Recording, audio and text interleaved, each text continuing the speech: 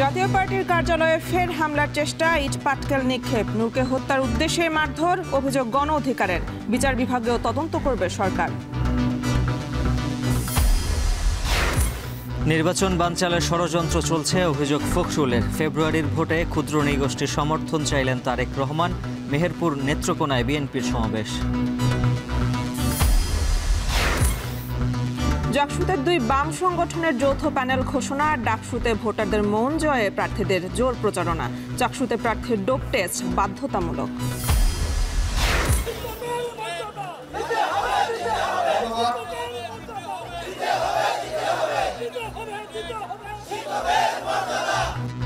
কেন্দ্রীয় শহীদ মিনারে প্রাথমিকের সহকারী শিক্ষকদের মহাসমাবেশ। ৩ দফা দাবি না মানলে ২৬ সেপ্টেম্বর থেকে আমরণ অনশন।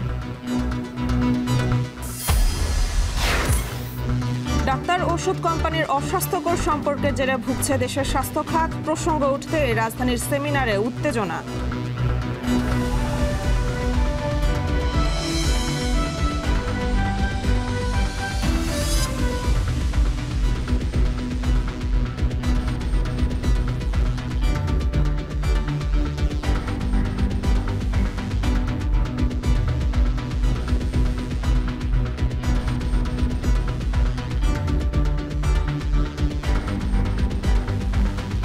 স্বাগত। এখন সন্ধ্যায় পুরো আয়োজনের সঙ্গে আছে আমরা দুজন, আমি উজ্জ্বল হাফিজ এবং আমি মেহেরিন অ্যানি। রাজধানীর কাকরাইলে জাতীয় পার্টির কার্যালয়ে ছোড়া হচ্ছে ইট পাটকেল। চলছে ধাওয়া পাল্টা ধাওয়া, পরিস্থিতি নিয়ন্ত্রণে জলকামান ব্যবহার করছে পুলিশ। সেখানে আছেন সহকর্মী শাহাদাত অভ্র, সরাসরি চলে যাচ্ছে তার কাছে। অভ্র, পরিস্থিতি এখন কি দেখছেন আর পুলিশ কি বলছে জানাবেন?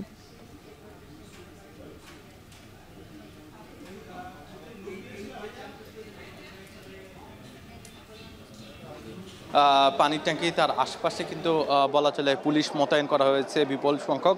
তার পাশাপাশি যদি বলতে চাই যে এই যে জাতীয় পার্টির যেই কেন্দ্রীয় কার্যালয়টি আছে সেখানে কিন্তু হচ্ছে কিছুক্ষণ আগে দুর্বৃত্তরা হামলা করে এবং সেই হামলার পরবর্তীতে কিন্তু হচ্ছে যে রমনা মডেল থানা আছে ঠিক পাশেই, সেখান থেকে কিন্তু পুলিশরা এখানে এসে এই যে জাতীয় পার্টির কেন্দ্রীয় কার্যালয় সেখানে এসে উপস্থিত হয় এবং যারা ইট পাটকেল ছুড়ছিল এবং বিভিন্ন জিনিস কিন্তু বের করে নিয়ে আগুন ধরিয়ে দেওয়ার কিন্তু একটা চেষ্টা করে এই যে এই পুরো ভবনটিতে। এখানে পুলিশরা এসে যখন দেখে যে কিছু মানুষ ইট পাটকেল ছুলছে এবং তার পাশাপাশি আগুন ধরিয়ে দেওয়ার বা অগ্নিসংযোগ করার চেষ্টা করা হচ্ছিল, তখন কিন্তু এই যে পাঁচতলা ভবন, এই পাঁচতলা ভবনের ভেতরে কিছু অংশ জুড়ে কিন্তু হচ্ছে আগুন ধরা শুরু করে। তখন কিন্তু জলকামান দিয়ে এই যে ভবনের অগ্নিসংযোগ একদম নিভিয়ে ফেলা হয়, আগুন নিভিয়ে ফেলা হয় এবং পরবর্তীতে কিন্তু আমরা দেখি যে দফায় দফায় কিন্তু যারা কিনা দুর্বৃত্ত ছিল তারা ইট পাটকেল ছুড়ে এবং নানাভাবে এই যে ভবন কেন্দ্রিক বিভিন্ন জিনিস দিয়ে কিন্তু আঘাত করে। তার পাশাপাশি কিন্তু হচ্ছে দুর্বৃত্তরা এখানে এসে পুলিশের বাধা উপেক্ষা করে কিন্তু হচ্ছে এই ভবনে ঢুকার চেষ্টা করে। তখন কিন্তু পুলিশ লাঠিচার্জ করে। এক পর্যায়ে কিন্তু দুই পক্ষের মধ্যে সংঘর্ষ শুরু হয়। দফায় দফায় কিন্তু হচ্ছে আমরা সংঘর্ষ হতে দেখেছি। আপনি নিশ্চয়ই এখনো ধোঁয়া দেখছেন যে এই যে পুরো জায়গাতে কিন্তু হচ্ছে অগ্নিসংযোগের চেষ্টা করা হয় এবং এক পর্যায়ে কিন্তু কিছু অংশ জুড়ে কিন্তু হচ্ছে অগ্নিসংযোগ করা হয়। পরবর্তীতে কিন্তু হচ্ছে যারা দুর্বৃত্ত ছিল তারা হামলা যখন করে তার পরবর্তীতেই কিন্তু জলকামান ব্যবহার করে তাদেরকে ছত্রভঙ্গ করে দেওয়া হয় এবং লাঠি চার্জ করা হয়। লাঠি চার্জ করার এক পর্যায়ে কিন্তু হচ্ছে আমরা দেখেছি যে একজন হামলাকারীকে কিন্তু এখান থেকে একজন দুর্বৃত্তকে কিন্তু হচ্ছে এখান থেকে ধরে নিয়ে যেই পাশেই রমনা মডেল থানা, সেই থানায় কিন্তু হচ্ছে আটক করা হয় এবং তার পাশাপাশি কিন্তু আমরা শুনেছি বেশ কয়েকজন কিন্তু আহত হয়েছে। বিশেষ করে যদি আমি বলতে চাই যে এখানে কিন্তু কয়েকজন সাংবাদিক, তাদের উপরে কিন্তু হচ্ছে ইট পাটকেল এসে পড়ে এবং তারা আহত হয়। অনেক সময় দেখা গেছে যে পুলিশের লাঠিচার্জ অবস্থায় কিন্তু হচ্ছে অনেকেই আহত হয়। সবকিছু মিলিয়ে কিন্তু এই যে এই পুরো পুরো যেই জাতীয় পার্টির অফিসটি সেখানে কিন্তু আমরা লক্ষ্য করছি এই মুহূর্তে ধোঁয়া কিন্তু এখনো উঠছে। আপনি নিশ্চয়ই দেখছেন যে সবকিছু মিলিয়ে এখানে কিন্তু আমরা বলা চলে যে সাধারণ জনতা, তার পাশাপাশি কিন্তু হচ্ছে পুলিশের যে নিরাপত্তা বাহিনী, তারা কিন্তু হচ্ছে ইতিমধ্যে যে কোনো ধরনের অপ্রীতিকর ঘটনা যেন আগামীতে না ঘটতে পারে এবং কোনোভাবেই যেন কেউ এই ভবন কেন্দ্রিক কোনো ধরনের ঘটনা ঘটাতে না পারে সেজন্য কিন্তু তৎপর রয়েছে। তার পাশাপাশি যদি বলতে চাই যে ভিপি নুরুল হক নূরকে হামলা কেন্দ্র করেই কিন্তু হচ্ছে এ ধরনের ঘটনা ঘটেছে। তবে কে ঘটিয়েছে বা কি ধরনের ক্ষয়ক্ষতি হয়েছে এই সম্পর্কে এখনো জানা যায়নি। নিশ্চয়ই পরবর্তী সংবাদে পুলিশের ব্রিফিং বা পুলিশের মাধ্যমে যদি আমরা জানতে পারি তাহলে অবশ্যই জানাবো। এই ছিল আমার কাছে এই পল্টনের কাকরাইলের যেই কেন্দ্রীয় কার্যালয় জাতীয় পার্টি সেখান থেকে সর্বশেষ। কাকরাইলে জাতীয় পার্টির অফিসে ফের হামলার চেষ্টা করা হয়েছে, সে খবরে জানাচ্ছিলেন সহকর্মী শাহাদাত অভ্র। নুরুল হক নূরসহ দলের নেতাকর্মীর উপর আইন শৃঙ্খলা বাহিনীর হামলার প্রতিবাদে বিক্ষোভ করেছে গণ অধিকার পরিষদ, জামায়াত ও ইসলামী আন্দোলন। কাকরাইলে বিক্ষোভ সমাবেশে রাশেদ খান বলেন ৪৮ ঘন্টার মধ্যে জাতীয় পার্টিকে নিষিদ্ধ এবং তদন্ত কমিটি করে হামলার বিচার করতে হবে। আর বায়তুল মোকাররম এলাকায় বিক্ষোভ মিছিল থেকে ঐক্যবদ্ধভাবে ফ্যাসিবাদ রুখে দেওয়ার আহ্বান জানান ঢাকা মহানগর দক্ষিণ জামায়াতের নেতারা। বিস্তারিত প্রতিবেদনে। শুক্রবার সন্ধ্যার পর জাতীয় পার্টিকে নিষিদ্ধের দাবিতে বিজয়নগরে বিক্ষোভ করে গণ অধিকার পরিষদ। এক পর্যায়ে সংঘর্ষে জড়িয়ে পড়ে গণ অধিকার পরিষদ জাতীয় পার্টি। এ সময় আইনশৃঙ্খলা রক্ষাকারী বাহিনীর লাঠিচার্জে গুরুতর আহত হন দলটির সভাপতি নুরুল হক নূর, সাধারণ সম্পাদক রাশেদ খান সহ অর্ধশতাধিক নেতাকর্মী। গুরুতর জখম হয়ে নূরকে ভর্তি করা হয়েছে ঢাকা মেডিকেলে। এর প্রতিবাদে শনিবার রাজধানীর বিজয়নগরে রাস্তা অবরোধ করে বিক্ষোভ করে গণ অধিকার পরিষদ। এ সময় দলটির নেতারা বলেন ৪৮ ঘন্টার মধ্যে জাতীয় পার্টিকে নিষিদ্ধ, স্বরাষ্ট্র উপদেষ্টার পদত্যাগ ও তদন্ত কমিটি করে এই হামলার বিচার করতে হবে সরকারকে। চাপার ঘাড়ে চড়ে আবা কিন্তু ফিরে আসবে। সুতরাং এই ফাঁসিবাদকে প্রতিহত করা, হাসিনাকে যেভাবে দিল্লি পাঠানো হয়েছে ঠিক একইভাবে হাসিনার ফাঁসিবাদকে দিল্লি আমাদেরকে পাঠাতে হবে। এদিকে দুপুরে বায়তুল মোকাররম মসজিদের উত্তর গেট থেকে বিক্ষোভ মিছিল বের করে ঢাকা মহানগর দক্ষিণ জামায়াত ইসলামী। বিক্ষোভ সমাবেশ থেকে জামায়াতের নেতারা বলেন জাতীয় পার্টি স্বৈরাচার আওয়ামী লীগের অন্যতম শরিক। আওয়ামী লীগের মতোই জাতীয় পার্টিকেও বিচারের আওতায় আনতে হবে। নুরুল হক নূরকে টার্গেট করে হামলা করা হয়েছে, এর জবাব কি সরকার দিতে পারবে? যারা দায়িত্বে নিয়োজিত ছিলেন, কিছু কিছু তথ্য আমরা পেয়েছি, আপনাদের আমলনামা জনগণের কাছে আছে। একই ঘটনায় প্রতিবাদ জানিয়েছে ইসলামী আন্দোলন বাংলাদেশ। দলটির নেতারা বলেন জাতীয় পার্টিকে নিষিদ্ধ করে আগামী নির্বাচনে অংশ নিতে দেয়া যাবে না। রাব্বি হোসেন, এখন, ঢাকা। এদিকে গণ অধিকার পরিষদের সভাপতি নুরুল হক নূরের উপর হামলার প্রতিবাদে সারা দেশে চলছে প্রতিবাদ বিক্ষোভ। অবিলম্বে হামলাকারীদের দৃষ্টান্তমূলক শাস্তি সহ জাতীয় পার্টিকে নিষিদ্ধের দাবি জানান বিক্ষোভকারীরা। এই হামলায় জড়িতদের ২৪ ঘন্টার মধ্যে চাকরিচ্যুতর দাবি জানানো হয়। নূরের উপর হামলায় জুলাই যোদ্ধাদের উপর হামলার শামিল বলেও মনে করেন বিক্ষোভকারীরা। বিস্তারিত প্রতিবেদনে। ভিপি নূরের ওপর হামলার প্রতিবাদে দেশব্যাপী ফুঁসে উঠেছে ছাত্র জনতা। বিক্ষোভ কর্মসূচি থেকে দাবি তোলা হচ্ছে হামলাকারীদের দ্রুত বিচারের। শনিবার সকালে চট্টগ্রামের ২ নম্বর গেট এলাকায় সড়ক অবরোধ করে বিক্ষোভ করে ছাত্র জনতা। সড়কে টায়ার জ্বালিয়ে স্লোগান দেন তারা। বিক্ষোভকারীদের অভিযোগ, ভিপি নূরের উপর হামলা করে ফ্যাসিবাদকে পুনর্বাসনের স্বপ্ন দেখছে একটি পক্ষ। অবিলম্বে হামলাকারীদের দৃষ্টান্তমূলক শাস্তি সহ জাতীয় পার্টিকে নিষিদ্ধ করার দাবি জানান তারা।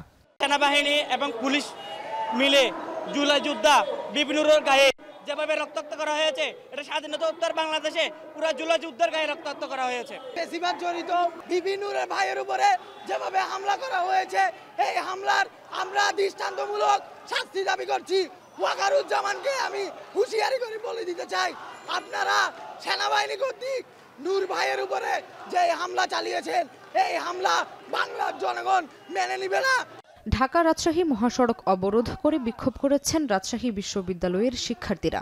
হামলায় জড়িত পুলিশ ও সেনাবাহিনীর সদস্যদের আগামী 24 ঘন্টার মধ্যে চাকরিচ্যুত করে বিচারের আওতায় আনার দাবি জানান তারা। নূরের ওপর হামলা জুলাই যোদ্ধাদের উপর হামলার শামিল বলেও মনে করেন তারা। কোটা পদ্ধতি সংস্কারের যে আন্দোলনটা 24-এ এসে শুরু হয়েছে, এটার শুরুটা কে করছে?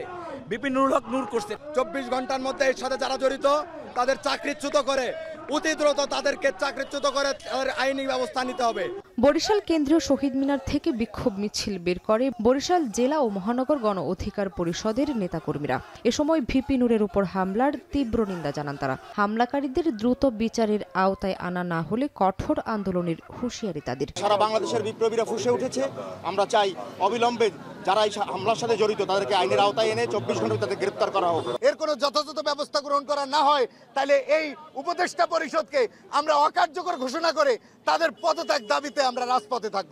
একই দাবিতে ঢাকা চট্টগ্রাম মহাসড়কের কুমিল্লার কোটবাড়ি এলাকায় মহাসড়ক অবরোধ করে বিক্ষোভ করেন গণ অধিকার পরিষদের নেতাকর্মীরা। কোটবাড়ি অংশে টায়ারে আগুন জ্বালিয়ে উভয় পাশে অবরোধ করে বিক্ষোভ করেন তারা। দুপাশে আটকা পড়ে বিভিন্ন যানবাহন। 2018 সাল থেকে 2024 সাল পর্যন্ত রাজপথ আন্দোলন সংগ্রাম করে আজকে বিপিনুরের জায়গায় এসেছে। যারা জড়িত আছে তাদেরকে সর্বোচ্চ শাস্তি আনতে হবে, আর না হয় আমাদের এই আন্দোলন চলবে আর চলবে।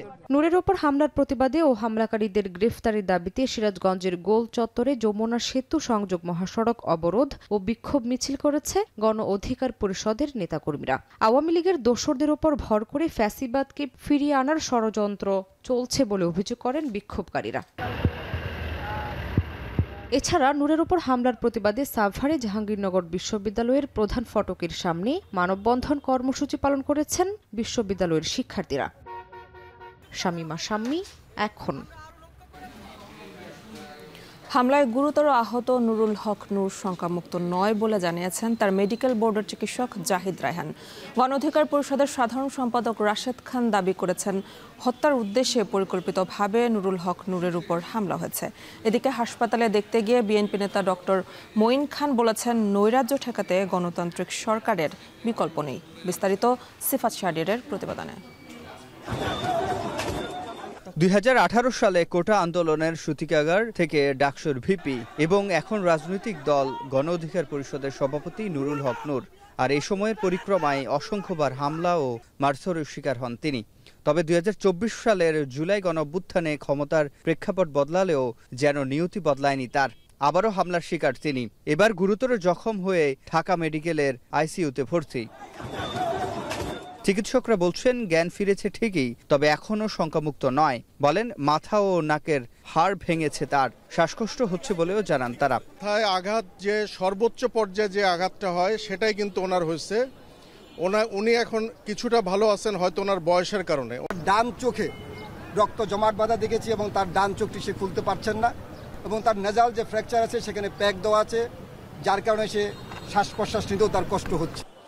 শনিবার তাকে দেখতে ঢাকা মেডিকেলে আসেন গণ অধিকার পরিষদের নেতাকর্মী সহ অন্যান্য রাজনৈতিক দলের শীর্ষ নেতারা। গণ অধিকারের সাধারণ সম্পাদক রাশেদ খান বলেন হত্যার উদ্দেশ্যে পরিকল্পিতভাবে নুরুল হকের উপর হামলা হয়েছে।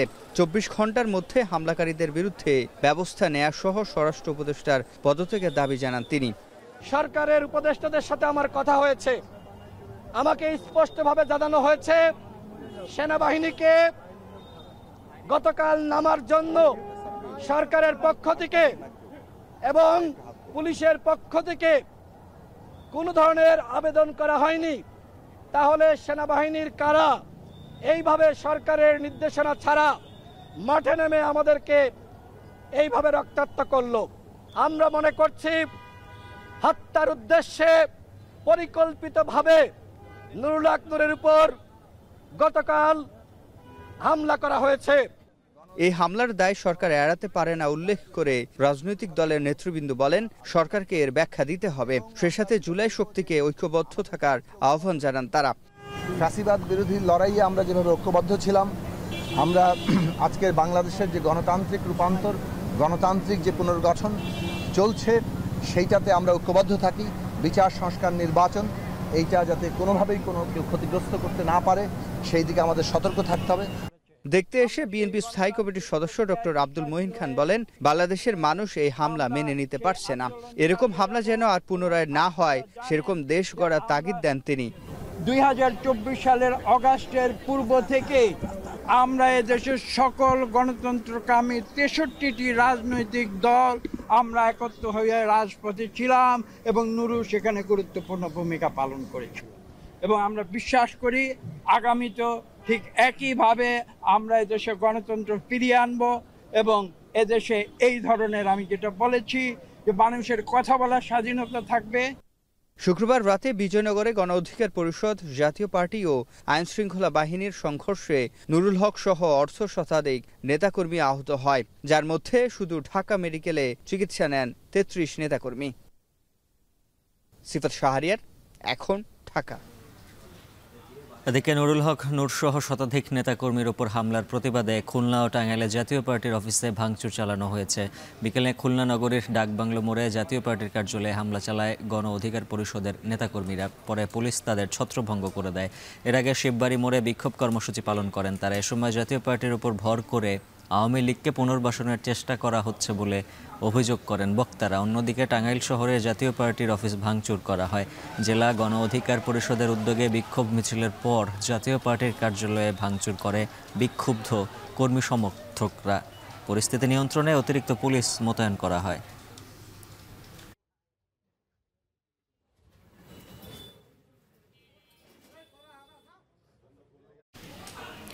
আগামী জাতীয় নির্বাচন ফেব্রুয়ারির 15 তারিখের আগে হবে, কোনো বাধাই এই নির্বাচনের সময় পিছিয়ে দিতে পারবে না বলে জানিয়েছেন প্রধান উপদেষ্টার প্রেস সচিব শফিকুল আলম। বিকেলে যমুনার সামনে সমসাময়িক বিষয়ে ব্রিফিংয়ে তিনি বলেন, গণ অধিকার পরিষদের নেতাদের উপর হামলার ঘটনায় হাইকোর্টের একজন বিচারকের নেতৃত্বে একটি জুডিশিয়াল তদন্ত কমিটি গঠন করা হয়েছে। তিনি বলেন, জাতীয় পার্টিকে নিষিদ্ধের ব্যাপারে কোনো আলোচনা হয়নি, তবে গতকালের ঘটনায় তাদের ভূমিকা খতিয়ে দেখা হচ্ছে।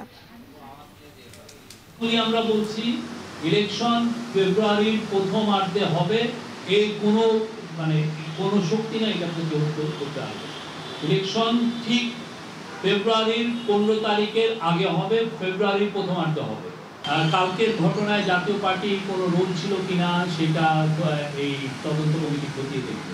যারা গতকাল আহত হয়েছেন প্রত্যেকের বেস্ট পসিবল চিকিৎসার অ্যাসুরেন্স দিয়েছেন, বলেছেন যে এটার জন্য নূরের জন্য অলরেডি আপনারা দেখেছেন যে মেডিকেল বোর্ড।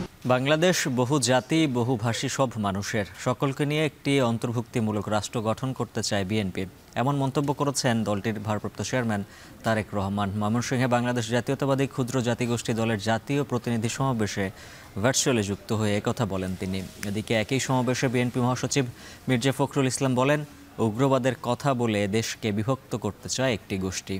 হারুনুর রশিদের প্রতিবেদন, ছবি তুলেছেন সায়েম আকন্দ। ময়মনসিংহে জাতীয়তাবাদী ক্ষুদ্র জাতিগোষ্ঠী দলের প্রতিনিধি সমাবেশে শুরুতেই ভার্চুয়ালি যুক্ত হয়ে শুভেচ্ছা জানান বিএনপির ভারপ্রাপ্ত চেয়ারম্যান। ঐতিহ্যবাহী নাচে গানে তারেক রহমানকে বরণ করেন ক্ষুদ্র জাতিগোষ্ঠীর শিল্পীরা। সমাবেশে ক্ষুদ্র জাতিগোষ্ঠীর নেতারা বলেন, ইকোপার্ক প্রকল্প বা বন রক্ষার নামে ক্ষুদ্র জাতিগোষ্ঠীদের উচ্ছেদ করার চেষ্টা চলছে। ক্ষুদ্র জাতিগোষ্ঠীদের জন্য আলাদা মন্ত্রণালয়, পৃথক ভূমি কমিশন এবং সংসদে সংরক্ষিত আসন নিশ্চিতের দাবি জানান তারা। আমাদের এখানে 5টা জেলা কমিটির উদ্বোধন করার কথা ছিল, কিন্তু তদানীন্তন স্বৈরাচারী সরকার এবং এখানে তাদের প্রশাসনে থাকা দোসররা নিরাপত্তার দোহাই দিয়ে আমাদেরকে সেই সুযোগটা দেয়নি। বন বিভাগ কেন আমাদেরকে মিথ্যা মামলা, বিভিন্ন উন্নয়ন তথাকথিত উন্নয়নমূলক যে প্রকল্প রয়েছে সেটার মাধ্যমে কেন আমাদের ভূমি রক্ষা করবে না, কেন ওই প্রকল্পের মাধ্যমে আমাদের ভূমি থেকে উচ্ছেদ করার পায়তারা করবে। পৃথক মন্ত্রণালয়ের দাবি দীর্ঘদিনের। আমরা কেন মন্ত্রণালয় চাই? কারণ মন্ত্রণালয় যদি না হয় আমাদের বাংলাদেশে বাজেট বরাদ্দ হবে না। সমাবেশে বিএনপি মহাসচিব মির্জা ফখরুল ইসলাম আলমগীর বলেন, নতুন বাংলাদেশে প্রত্যেক নাগরিকের অধিকার সমান।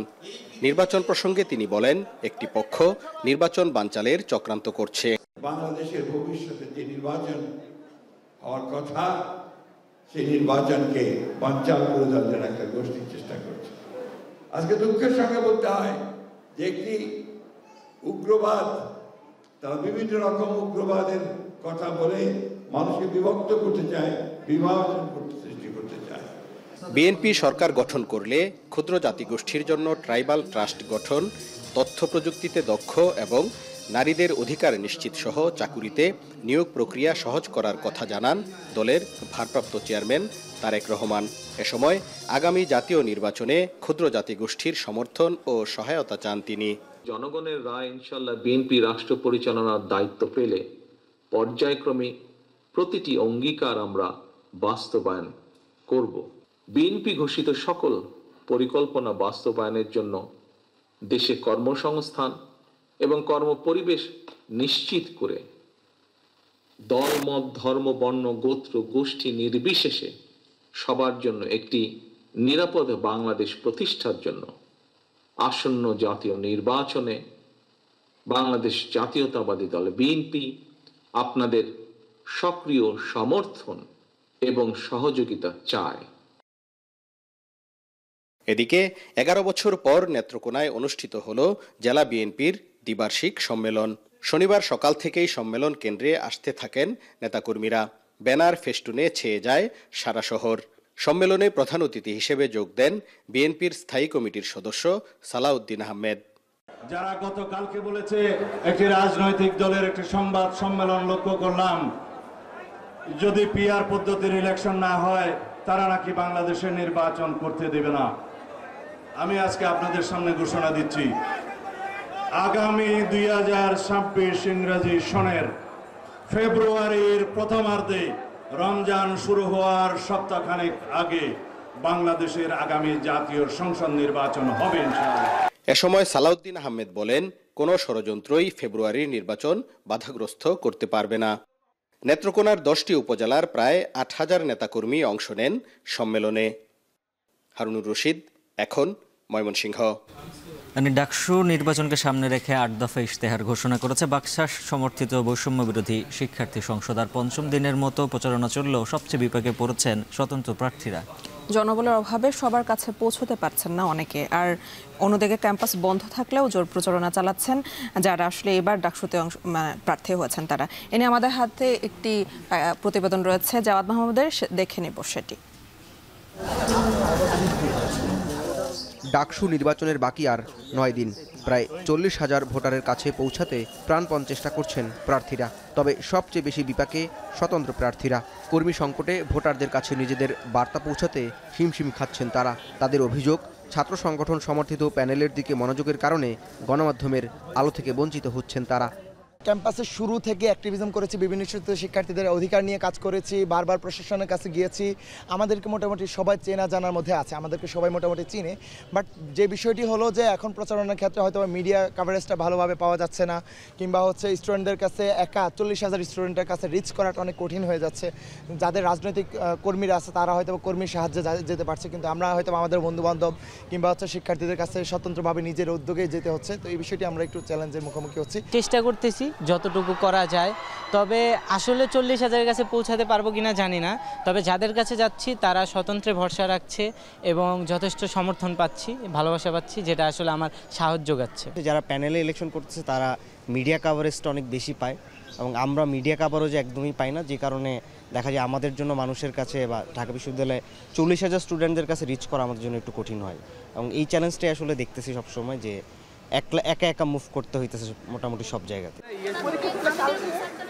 বন্ধের দিনগুলোতে সাধারণত আবাসিক হলগুলোতে প্রচার চালান প্রার্থীরা। রুমে রুমে লিফলেট বিতরণ, শিক্ষার্থীদের সমস্যা সমাধানের প্রতিশ্রুতি দিয়ে চেষ্টা করেন ভোটারের মন জয়। প্রচারণায় বাধা বলতে ঠিক ওইভাবে কোনো বাধা নাই, কিন্তু প্রচারণার যে আচরণবিধি আছে এগুলো মাঝে মাঝে 2-1টা লঙ্ঘন হচ্ছে। আমরা প্রশাসনকে বলতে চাই আপনারা একটা সুস্পষ্ট ব্যবস্থা নেন যারা আচরণবিধি লঙ্ঘন করতেছে। কোন জায়গাগুলোতে ইফোর্ট দেওয়া প্রয়োজন, কোন জায়গাগুলোতে তাদের গ্যাপ আছে, কোন জায়গাগুলোতে উন্নয়ন করা প্রয়োজন, প্রত্যেকটা সেক্টরে আমি আমার মতো করে কাজ করেছি স্টুডেন্টদের সবাইকে নিয়ে। আমরা মূলত শিক্ষার্থীদের প্রতিনিধিত্ব করার মাধ্যমে প্রশাসনের সাথে আমরা সমঝোতার মাধ্যমে, ডিলিংসের মাধ্যমে আমরা আসলে সমস্যাগুলো সমাধান করতে চাই। এদিকে শনিবার ডাকসু নির্বাচনের প্রচারের 4র্থ দিনে বিকেলে বিশ্ববিদ্যালয়ের মধুর ক্যান্টিনের সামনে ইশতেহার ঘোষণা করে বাকশাল সমর্থিত বৈষম্য বিরোধী শিক্ষার্থী সংসদ। ঘোষিত ইশতেহারে ক্যাম্পাসে গণতান্ত্রিক মূল্যবোধ রক্ষায়, নিয়মিত ডাকসু নির্বাচন নিশ্চিত ও শিক্ষার্থীদের সমস্যা সমাধানে ওয়ান স্টপ সার্ভিস চালু করা সহ প্রশাসনিক নিয়োগে স্বচ্ছতা নিশ্চিত করার পাশাপাশি নানা প্রতিশ্রুতি দিয়েছে বৈষম্য বিরোধী শিক্ষার্থী সংসদ। একাডেমিক মান উন্নয়ন পূর্বক একটি গবেষণা ভিত্তিক বিশ্ববিদ্যালয়ে পরিণতকরণ এবং এর রাজনৈতিক স্বাধীনতা হবে 1 নম্বর অগ্রাধিকার। পাশাপাশি বিশ্ববিদ্যালয় শিক্ষার্থীদের একমাত্র পরিচয় হবে সেই স্টুডেন্ট। ধর্ম, বর্ণ, জাতির সাপেক্ষে কাউকে বৈষম্য করা হবে না, মর্যাদা ক্ষুণ্ণ করা হবে না, মর্যাদা ক্ষুণ্ণ করা, বৈষম্য করার সেই সুযোগ আমরা তৈরি করব না। এবারে ডাকসু নির্বাচনের মধ্য দিয়ে ঢাকা বিশ্ববিদ্যালয় ফিরবে তার পূর্ণ গণতান্ত্রিক রূপে, এমনটাই প্রত্যাশা শিক্ষার্থীদের। জওয়াদ মাহমুদ, এখন, ঢাকা। গেস্টরুম সংস্কৃতি ছাত্রলীগের তৈরি, আর ছাত্রদল ক্যাম্পাসে তা ফিরতে দেবে না। ডাকসু নির্বাচনের দ্বিতীয় দিনের প্রচারণায় এমন মন্তব্য করেছেন ছাত্রদল প্যানেলের প্রার্থীরা। এদিন ভিপি পদ খালি রেখে যৌথভাবে প্যানেল ঘোষণা করেছে জাহাঙ্গীরনগর বিশ্ববিদ্যালয়ের সমাজতান্ত্রিক ছাত্র ফ্রন্ট ও ছাত্র ইউনিয়ন নেতাদের প্যানেলের নাম সংসপ্তক পর্ষদ। এর আগে ছাত্রদল, ছাত্র শিবির এবং গণতান্ত্রিক ছাত্র সংসদ তাদের প্রার্থীদের প্যানেল ঘোষণা করে। শুক্রবার জাকসু নির্বাচনের প্রার্থী তালিকা প্রকাশের পরে আনুষ্ঠানিক প্রচারণায় নামেন প্রার্থীরা। দ্বিতীয় দিনের প্রচারণাও ব্যস্ত সময় পার করছেন তারা। শিক্ষার্থী সংযোগে ভোটারদের কাছে ভোট চাওয়ার পাশাপাশি নিজেদের ইশতেহার তুলে ধরছেন শিক্ষার্থীরা। জাহাঙ্গীরনগর বিশ্ববিদ্যালয়কে বহু সাংস্কৃতিক আদর্শ চর্চার উর্বর ভূমি উল্লেখ করে প্রার্থীরা এই ক্যাম্পাসকে আরও প্রাণোচ্ছল করার আশ্বাস দেন।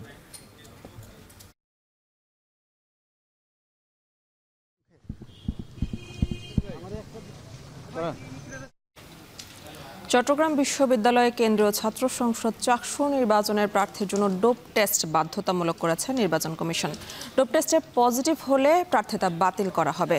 প্রধান নির্বাচন কমিশনার জানান, শিক্ষার্থীরা যখন মনোনয়ন ফর্ম নেবেন তখন ডোপ টেস্টের জন্য একটি কার্ড দেওয়া হবে এবং বিশ্ববিদ্যালয়ের মেডিকেল সেন্টারে গিয়ে টেস্টের জন্য নমুনা দিয়ে আসতে হবে। আর ডোপ টেস্টের ফি প্রার্থীকেই বহন করতে হবে। এছাড়া মনোনয়ন ফর্ম সংগ্রহ ও জমাদানের সময় মিছিল বা সমাবেশ করা যাবে না। যদি ক্যাম্পাসে নির্বাচনী সমাবেশের জন্য মঞ্চ তৈরি করতে হয় তাহলে 24 ঘন্টা আগে থেকে জানাতে হবে কমিশনকে। আর কোনো ধরনের নির্বাচনী আচরণ ভঙ্গ হলে 20,000 টাকা জরিমানা ও বিশ্ববিদ্যালয়ের ছাত্রত্ব বাতিলের বিধানও রাখা হয়েছে। একই সাথে নির্বাচন কমিশন প্রার্থীদের জন্য মোট 17 দফা আচরণবিধি প্রকাশ করা হয়েছে। 25 সেপ্টেম্বরের মধ্যে সরকারি প্রাথমিক শিক্ষকদের 3 দফা দাবি বাস্তবায়ন না হলে পরদিন থেকে আমরণ অনশনে বসার ঘোষণা দিয়েছেন সরকারি প্রাথমিক শিক্ষক ঐক্য পরিষদ। প্রধান উপদেষ্টার কার্যালয়ে দাবি আদায়ে স্মারকলিপি দিয়েছেন আন্দোলনকারীরা। বিস্তারিত মেহরাব সুমনের প্রতিবেদনে। শনিবার সকালে কেন্দ্রীয় শহীদ মিনারে 3 দফা দাবিতে শুরু হয় সরকারি প্রাথমিক শিক্ষকদের মহাসমাবেশ।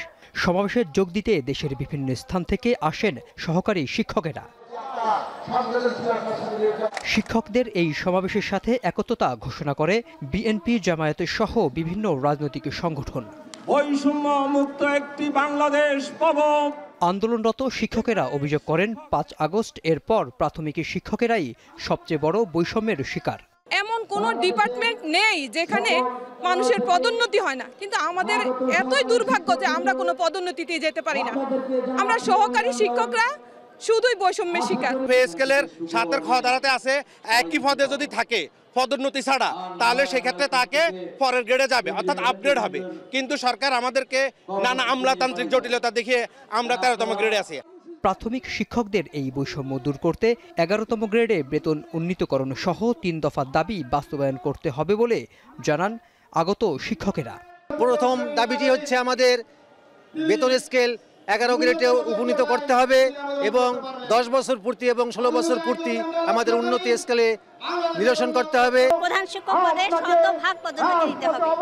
এই বৈষম্য আমরা দূরীকরণের জন্য এই মহাসমাবেশের আয়োজন করা হয়েছে। দুপুর 2টায় একটি প্রতিনিধি দল স্মারকলিপি প্রদান করে প্রধান উপদেষ্টার কার্যালয়ে। পরে প্রাথমিক শিক্ষক ঐক্য পরিষদের সভাপতি পরবর্তী কর্মসূচি ঘোষণা করেন। 25 সেপ্টেম্বর আমরা অপেক্ষা করব। এরপরে এর মধ্যে যদি প্রধান উপদেষ্টার কার্যালয়ের থেকে কোনো ইতিবাচক সাড়া না পাওয়া যায় তাহলে আমাদের পরবর্তীতে কঠিন কর্মসূচি আমরা ঘোষণা করব এখন, এবং সেই কর্মসূচিটা কি হবে সেটা আমি বলছি। আমরা অনশনে বসব এবং দাবি আদায় না হওয়া পর্যন্ত আগামী 26 তারিখ থেকে আমরা আমরণ অনশনে বসব। দাবি আদায়ে চলতি বছরের মে মাসে কর্মবিরতি শুরু করেছিল প্রাথমিক শিক্ষকেরা। ২৬ মে থেকে তারা অনির্দিষ্টকালের জন্য কর্মবিরতিতে যান। তবে সরকারের উপদেষ্টাদের আশ্বাসে কিছুদিন পর ক্লাসে ফিরে যান। ৩ মাসেও আশ্বাস পূরণ না হয় আবারও মাঠে প্রাথমিক শিক্ষকেরা। মেহরাব সুমন, এখন, ঢাকা। বিগত সরকারের সময়ে গুমের সাথে জড়িতদের বিচারের দাবি জানিয়েছে ভুক্তভোগী পরিবারগুলো। আন্তর্জাতিক গুম প্রতিরোধ দিবসে গোলটেবিল বৈঠকে অংশ নিয়ে এ দাবি জানান তারা। অনুষ্ঠানে আইন উপদেষ্টা বলেন, গুম প্রতিরোধে সরকার আন্তরিকভাবে চেষ্টা করছে। শনিবার রাজধানীর একটি হোটেলে গুম বিষয়ক তদন্ত কমিশন এবং জাতিসংঘের মানবাধিকার বিষয়ক হাই কমিশন এই গোলটেবিল বৈঠকের আয়োজন করে। ওমর ফারুক জানাচ্ছেন বিস্তারিত। আন্তর্জাতিক গুম প্রতিরোধ দিবসে রাজধানীর একটি হোটেলে গোলটেবিল বৈঠকে অংশ নেন অন্তর্বর্তী সরকারের উপদেষ্টা, বিশিষ্টজন ছাড়াও গুম হওয়া ব্যক্তিদের স্বজনেরা। অনুষ্ঠানের আয়োজন করে গুম বিষয়ক তদন্ত কমিশন এবং জাতিসংঘের মানবাধিকার বিষয়ক হাই কমিশনের কার্যালয়। গোলটেবিল বৈঠকে বক্তারা বিগত সরকারের সময় গুমের সাথে জড়িতদের আইনের আওতায় আনার দাবি জানান। বলেন, গুম প্রতিরোধে সচেতনতা তৈরি ও ভবিষ্যতে আর যেন কেউ এই ধরনের অপরাধ করতে না পারে সেজন্য নির্যাতনের সেলগুলো সংরক্ষণ করার দরকার। যে সমস্ত সংস্থাগুলো জড়িত ছিল তাদেরকে জবাবদিহিতার মধ্যে নিয়ে আসা এবং যেসব ব্যক্তি বা যেসব সামরিক বেসামরিক যে কর্মকর্তারা জড়িত ছিলেন তাদেরকে চিহ্নিত করা এবং চিহ্নিত করে তাদের বিরুদ্ধে আইনানুগ ব্যবস্থা নেওয়া। যার উপরে যেটা ঝামেলা করছে সেটা হলো এভিডেন্স ডিস্ট্রাকশন, মানে যে কি পরিমাণে এভিডেন্স ডিস্ট্রাকশন হয়েছে এটা আসলে ইয়ত্তা নাই। এ সময় আইন উপদেষ্টা আসিফ নজরুল বলেন, গুমের ঘটনা প্রতিরোধে আন্তরিকভাবে চেষ্টা করছে সরকার। বলেন, রাজনৈতিক কারণে হয়রানিমূলক মামলাগুলো দ্রুত নিষ্পত্তি করা হবে। আমরা এ পর্যন্ত প্রায় 20,000 ফলস কেস উইথড্র করেছি, মানে যেগুলি আপনার রাজনৈতিক উদ্দেশ্যে করা হয়েছিল। 20,000 প্রায় 90,000 প্লাস এরকম। তো এখানে আমরা যখন মামলা উইথড্র করতে গেলাম তখন আমাদের কাছে বিভিন্ন স্টেক হোল্ডাররা সবসময় বলে যে সন্ত্রাসী আর জঙ্গি মামলা হরে ধরে যেন উইথড্র না করি। বিগত ফ্যাসিবাদী সরকার বিচার ব্যবস্থা ধ্বংস করেছে বলে মন্তব্য করেন শিল্প উপদেষ্টা আদিলুর রহমান খান। 36 দিনের স্বৈরাচার বিরোধী আন্দোলনের পিছনের ইতিহাস অনেক লম্বা। বাংলাদেশের বিচার প্রক্রিয়া ধ্বংস হয়ে গেছিল। 15.5 বছরের লড়াইটা ছিল অনেক দীর্ঘ এবং অনেক ভয়াবহ। এর পরিণতি 36 দিনে আসলেও এর পিছনের ইতিহাস অনেক লম্বা। তিনি আরও বলেন, মানবতা বিরোধী অপরাধের বিচারে সরকার যে 2টি ট্রাইব্যুনাল গঠন করেছে তা যথেষ্ট নয়। গুমের শিকার পরিবারের সদস্যদের বিচার প্রাপ্তিতে জাতিসংঘের মানবাধিকার বিষয়ক হাই কমিশনকে কার্যকর একটি উপায় বের করার আহ্বান জানান তিনি। যারা নির্যাতিত হয়েছিলেন, গুমের শিকার হয়েছিলেন এবং অনেকেই বিচার বহির্ভূত হত্যাকাণ্ডের শিকার হয়েছিলেন, তাদের বিচার প্রাপ্তির ক্ষেত্রে একটা পথ দেখিয়ে দিয়ে যাবেন। ওমর ফারুক, এখন, ঢাকা। বরগুনায় নতুন করে বাড়তে শুরু করেছে ডেঙ্গু আক্রান্তের সংখ্যা, পাশাপাশি দীর্ঘ হচ্ছে মৃত্যুর তালিকা। এখনও আইসিইউ সিসিইউ ইউনিটে সংকট থাকায় ভোগান্তিতে রোগী ও স্বজনরা। এদিকে সংকট কাটিয়ে ডেঙ্গুর নতুন স্রোত মোকাবিলায় পদক্ষেপের আশ্বাস প্রশাসনের। জিয়াদ মাহমুদের প্রতিবেদনে বিস্তারিত। বছরের শুরু থেকেই বরগুনায় বাড়তে থাকে ডেঙ্গু রোগী। প্রাক বর্ষা মৌসুমে এডিস মশা রীতিমতো তাণ্ডব চালায় এ জেলায়। জুন জুলাইয়ে প্রতিদিনের আক্রান্তের সংখ্যা পৌঁছায় গ্রাফের শীর্ষে। বরগুনাকে ঘোষণা করা হয় ডেঙ্গুর হটস্পট হিসেবে। আগস্টের শুরু থেকে কমতে শুরু করে ডেঙ্গু আক্রান্তের সংখ্যা। নতুন করে শুরু হয়েছে ডেঙ্গুর স্রোত, এতে উদ্বিগ্ন রোগী ও স্বজন। আমাকে সবাই বাসায় ডেঙ্গু হয়েছে, তাদের এই হাসপাতাল নিয়ে চিকিৎসা করাইতেছে। এই 6 দিন হয়েছে জ্বর, বুঝিনি। হেলথ সেক্টরটাকে নতুন করে চিন্তা করা যে আমরা আসলে যেভাবে চলতেছি এভাবে সবার জন্যই কষ্ট। রোগীরা যেরকম সন্তুষ্ট না, আমরাও ওভারবার্ডেন। স্বাস্থ্যসেবায় আলোর মুখ দেখেনি বরগুনা সদর হাসপাতাল। আইসিইউ সিসিইউ সহ রয়েছে নানা সংকট, ফলে বেড়েছে মৃত্যুর মিছিল। এসব সংকটের সমাধান না হওয়ায় ক্ষুব্ধ সচেতন মহল। আমাদের বরগুনাতে আইসিইউ নাই, এই জন্য রোগীকে বরিশাল পাঠানো হচ্ছে। প্রশাসনের উদ্যোগ থাকলে, আন্তরিকতা থাকলে আগামী বছর এর চাইতে আমরা প্রতিরোধে সক্ষম হব। এদিকে ডেঙ্গুর নতুন স্রোত মোকাবিলা সহ ভবিষ্যতে এডিসের প্রকোপ ঠেকাতে পদক্ষেপের কথা জানান সিভিল সার্জন ও জেলা প্রশাসক। অবকাঠামো হয়ে গিয়েছে এবং যন্ত্রপাতির আমরা চাহিদাপত্র দিয়েছি। আমরা লোকবল এবং যন্ত্রপাতি আসলে আমরা আইসিইউ এবং সিসিইউ চালু করতে পারবো। প্রত্যেকটি পৌরসভাকে নির্দেশ দেওয়া আছে, বিশেষ করে আমাদের বরগুনা পৌরসভা আমাদের পর্যাপ্ত পরিমাণে লার্ভিসাইড কিনা আছে। আমরা প্রতিদিনই নিয়মিত বেসিসে আমরা লার্ভিসাইড এবং অ্যাডেলটিসাইডগুলো আমরা স্প্রে করব। শনিবার সকাল 11টা পর্যন্ত 24 ঘন্টায় নতুন করে ডেঙ্গুতে আক্রান্ত হয়েছে 34 জন।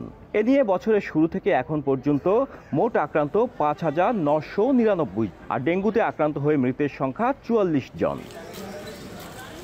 জিয়াদ মাহমুদ, এখন বরগুনা। রাজধানীতে এক সেমিনারে স্বাস্থ্য খাতের খরচ নিয়ন্ত্রণ ওষুধ কোম্পানির ব্যয় নিয়ে বিতর্ক। জামায়াতের নায়েবে আমির ডক্টর তাহেদের বক্তব্যে ওষুধ কোম্পানির চিকিৎসকদের পেছনে টাকা খরচের প্রসঙ্গ ঘিরে উত্তেজনা দেখা যায়।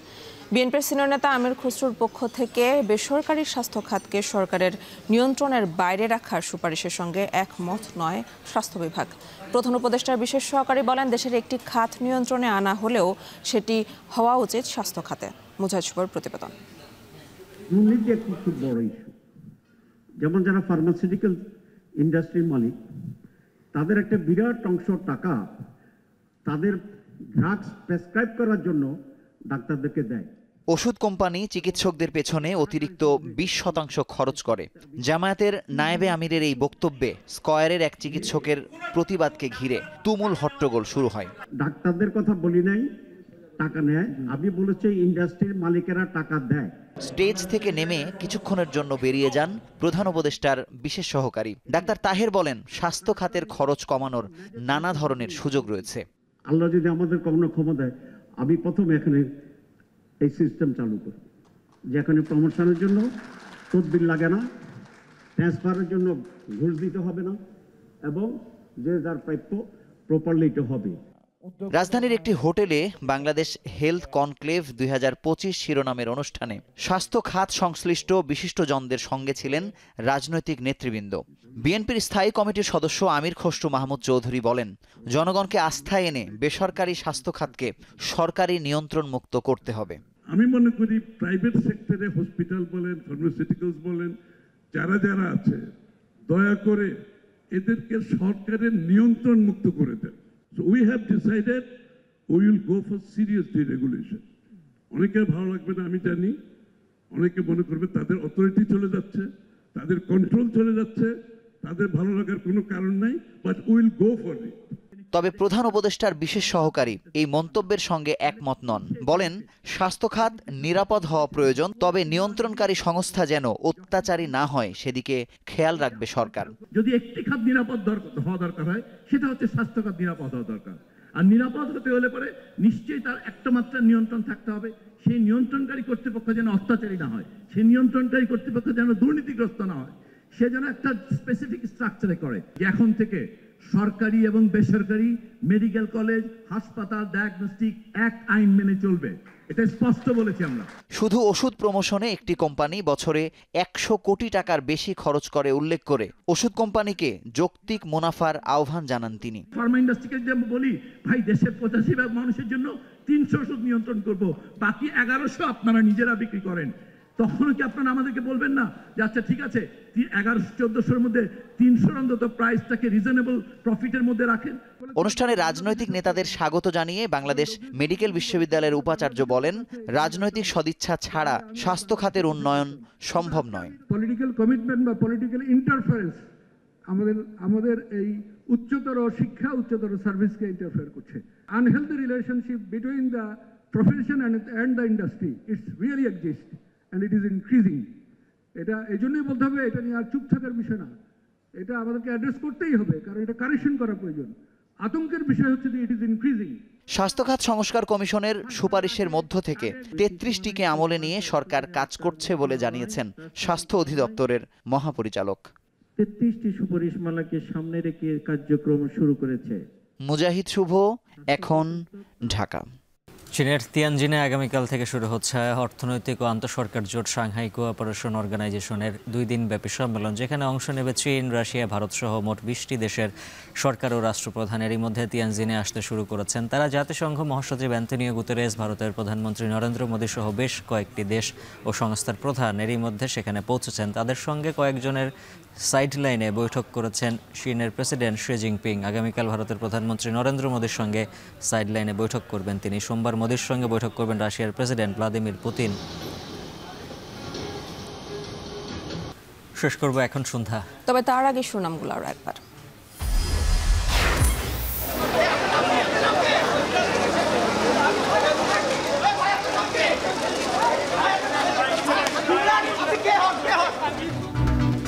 কাকরাইলে জাপা কার্যালয়ে ফের হামলা, ইট পাটকেল নিক্ষেপ, ভাঙচুর, অগ্নিসংযোগ, পুলিশের জল কামান ব্যবহার। নূরকে হত্যার উদ্দেশ্যে মারধর, অভিযোগ গণ অধিকারের। বিচার বিভাগীয় তদন্ত করবে সরকার। কাল 3টি দলের সঙ্গে প্রধান উপদেষ্টার বৈঠক।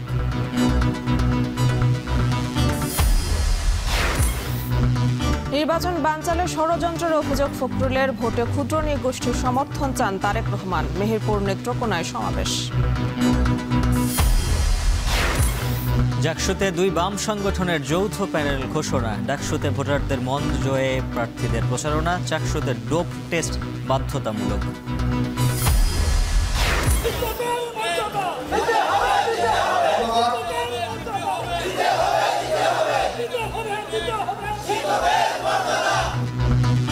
কেন্দ্রীয় শহীদ মিনারে প্রাথমিকের সহকারী শিক্ষকদের মহাসমাবেশ। 3 দফা দাবি না মানলে 26 সেপ্টেম্বর থেকে আমরণ অনশন।